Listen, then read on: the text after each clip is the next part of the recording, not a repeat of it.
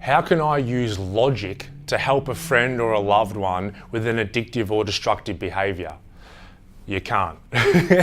You cannot use logic to help someone with these addictions or behaviors because they are feelings based. You're speaking a completely different language. Have you ever had that friend who maybe smokes cigarettes every day and you can reel off all the links between cigarettes and lung cancer and heart disease, and they're like, holy crap, I never thought about these statistics. Thank you for bringing them to my awareness. Let me put out this cigarette and never smoke another one.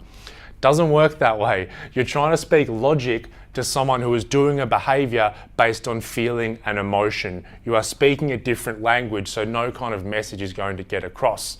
I remember when I was smoking meth every day, and I remember someone started Googling and saying, do you know what's in that stuff? And they started reeling out all the ingredients that would be in meth or that is cut with meth. And I'm like, that one, yep.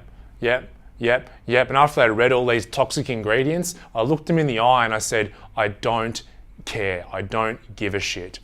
Because we don't. This is why scare campaigns don't work. We can give kids all the messages in the world and the logic around why they shouldn't do drugs or engage in certain behaviors. But if then they grow up and they find that something takes away the pain, something makes them feel a certain way, all of that logic gets completely thrown to the side, because at the core of it, we are emotional beings. We like to think we're very logical and rational, but emotions will trump that every single time.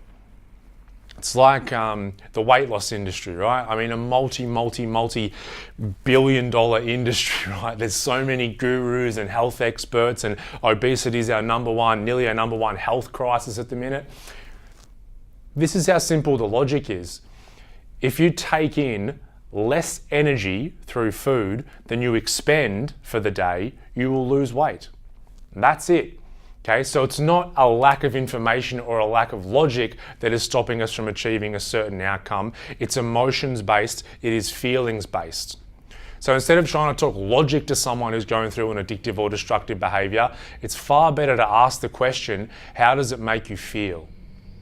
So if someone says, hey, I use heroin every day, right? Or I smoke cigarettes every day, or I drink 10 beers every night. Okay, how does it make you feel? Well, I feel relaxed.